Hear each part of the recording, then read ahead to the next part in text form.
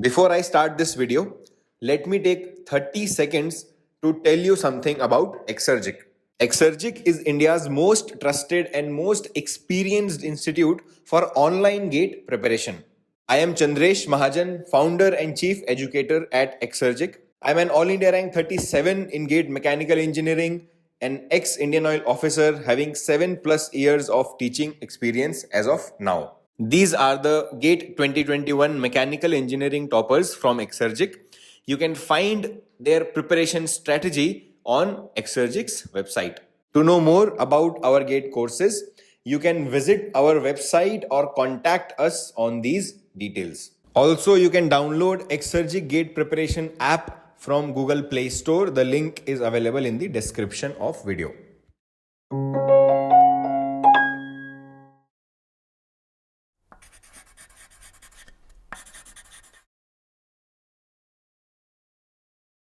So let us solve this question from GATE previous year. And as I have repeatedly told you that majority of the students have wrong approach towards previous year questions. There are two different approaches that they follow. One type of students consider previous year to be highly important and they try to solve it 4 or 5 times, thinking that if they thoroughly solve every question 5, 6, 10 times, then he will master the mechanical engineering for GATE, which is a wrong approach. If you analyze GATE questions, the GATE pattern is no longer in a way that only questions from past year and previous year are going to come, or concepts from past year or previous year are going to come. There are going to be new concepts, advanced concepts, mixed concepts, a lot of varieties of new questions are now asked in GATE. So that approach is, if you totally rely on previous year only, it's a wrong approach. You should rely on them, and how you should approach them, what should be your mindset, that I have already told you multiple times.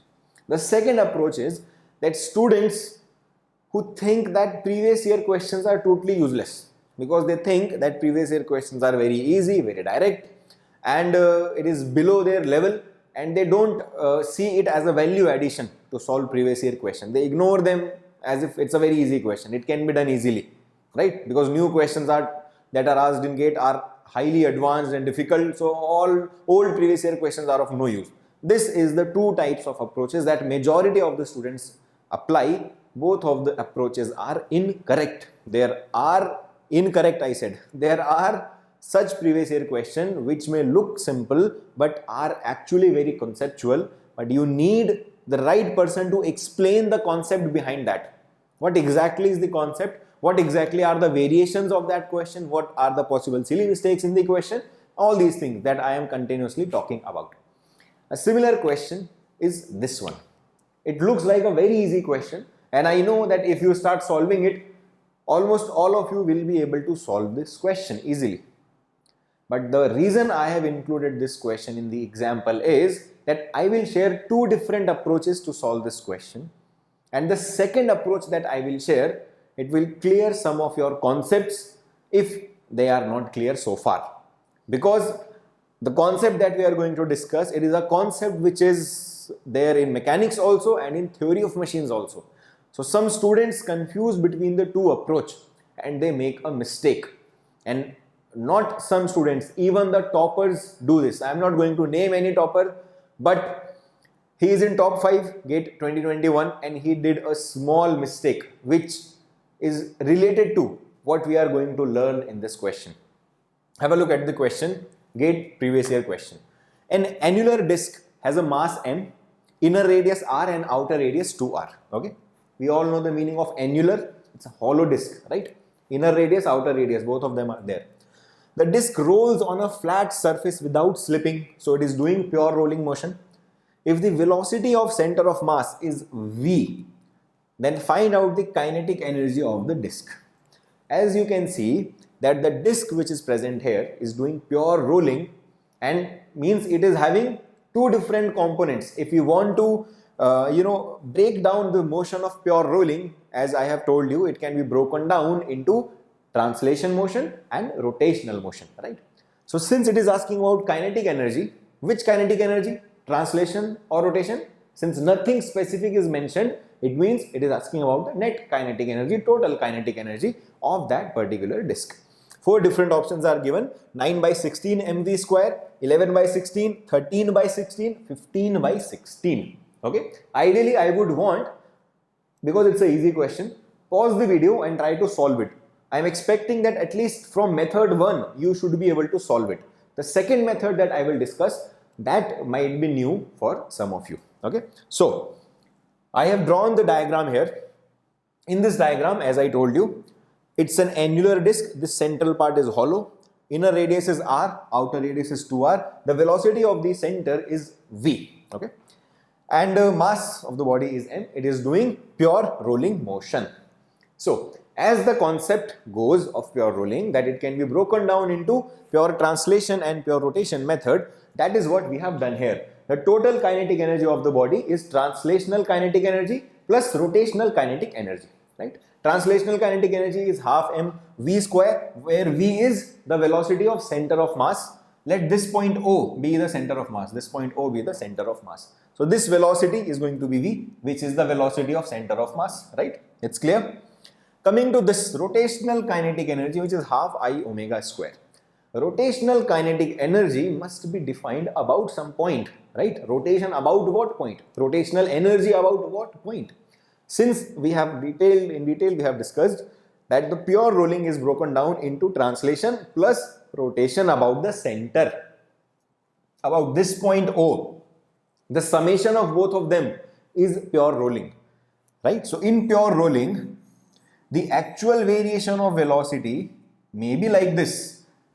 The actual variation of velocity may be like this, right? But actually, if you break it down into two components, it is the sum of translational energy, which is same at the point, translational velocity, which is same at every point, plus the variation of velocity, about the center. So since we are breaking it down, this rotational kinetic energy we have to find about the center, since in this expression we are specifically talking about the rotational motion, the rotational component of pure rolling, which is about the center. So this half I omega square is going to be about center O. So this I is going to be mass moment of inertia about the center. And we know that for an annular disc, mass moment of inertia about the center is half m inner radius square plus outer radius square. Inner radius is r, outer radius is 2r. 2r square will be 4r square, which will ultimately give us, it is 5 by 2 mr square, right or not? Similarly, what is going to be omega here? We know that omega is equal to v divided by radius, v, right? This v is the velocity of center of mass, which is v.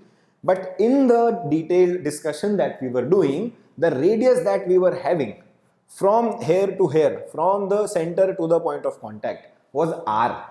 But in this case, it is 2r. 2r is the distance, is the radius from center to the periphery of this object, right or not? So here we are going to have v divided by 2r. It's a small thing to notice, but in hurry, you may do this mistake. In general, wherever you have this question of rotation, maybe mechanics, maybe strength of material, machine design, theory of machine, make sure to check the radius, because we are, we remember this omega is equal to v by r since so many years, at least this expression, that we have a habit of omega is equal to v by r. V is equal to r omega. We remember this expression by so much confidence that we don't even doubt that r value may be different. Even the v value can be different. The v given here is v, right, at the center of mass. A different value can be given there. So be careful about these small things. So these two values are known to us. We are going to put these values in this expression. Ultimately, the value that we are going to get is 13 by 16 mv square. How? Translational kinetic energy is half mv square, that we know. Rotational is half I omega square. I value was 5 by 2 mr square. We calculated that. Omega is v by 2r. You just have to solve it. This will become v square by 4r, right? And then this will be 5 divided by 16 v square. R square will cancel. If you add them, you will get 13 by 16 mv square. So clearly you have got the answer if you look at the option. 13 by 16 is here, option number C. So option C is correct for this one. But question is not over yet. I told you that there are going to be two methods that I will share with you. And second method may be equivalent in terms of time as first method, but conceptually it will teach you something. Look, we know that if we don't break down the rolling motion into rotation plus translation, then what exactly is happening? Then in such a situation, if we look at the variation of velocity, it is like this. It is about what point? It is about this point, about the point of contact, right? If I tell you about what we learn in theory of machine, we discuss about a concept of instantaneous center, right? Which means that at that particular instant, about which point the body is rotating. So this point, as you can see, is the instantaneous center of this motion, this point of contact. At this very instant, this body is rotating about this point, right? Although I have discussed this concept in mechanics using some examples I have shown you the examples of that caterpillar wheel also, and 2-3 examples I gave you, right? But if you want to discuss more and know more about this concept of instantaneous center, it is discussed in theory of machine. But at least from the velocity variation, we can easily conclude that since at this point velocity is 0 in pure rolling, at this point velocity is 0. This is how the variation of velocity is, which means that is the center point of rotation, because at the center point of rotation velocity is 0, right? This is another way to look at it. So now if I don't break down this motion into translation and rotation, and I look at this motion in whole as a complete motion, then I can clearly see and say that this body at this instant is rotating about the point of contact, right? So in that situation, there is no discussion of translational velocity, because we are saying that it is rotating at this instant about this point. Earlier what was happening? It was translating plus rotating about center, right? But here, if we combine both of them, if you combine both the velocity diagrams, if you combine both the concepts, you will conclude by concept also, by velocity diagram also, that this is the point of zero velocity, this is the instantaneous center. About this point, this body is rotating. This is another way to look at the pure rolling, right? So in that case, if I want to find out the net kinetic energy, then there is no translational energy, because now we are looking at the motion without breaking it down as a combined motion. So it is simply half I omega square. But what is the difference? In this situation now, I is about this point, which is, let's say, point A, and not about the center. So if you want to find out the kinetic energy of this body, you can directly find it as rotational kinetic energy about the point of contact, which is half IA omega square. And now, what is the value of IA? You can easily find that out using the parallel axis theorem. About the center, we just calculated it to be 5 by 2 mr square, right? Not for every annular disk, for this specific annular disk, where r and 2r are the inner and outer radius. Using the parallel axis theorem, if we want to find out the moment of inertia about this point, what will we do? This value about the center plus mass, which is m, multiplied by, again there is a possible mistake. Some students will do r square here, not r square. This distance multiplied by this distance square, which is 2r square. So it is going to be, so upon ultimately solving it, the value of IA that you will get is 13 by 2 mr square. Let us put the value here, and if you do that, if you put that value here, put the value of omega and you solve it, you will again get the same answer as 13 by 16. So there are two ways to do that. Both of them, I won't call any of them easier or faster, equivalent. Both of them are equivalent. But conceptually, if you look at it, it gives you a clarity that how the motion of rolling can be interpreted in two different ways, and how this will change your approach mathematically, right or not? So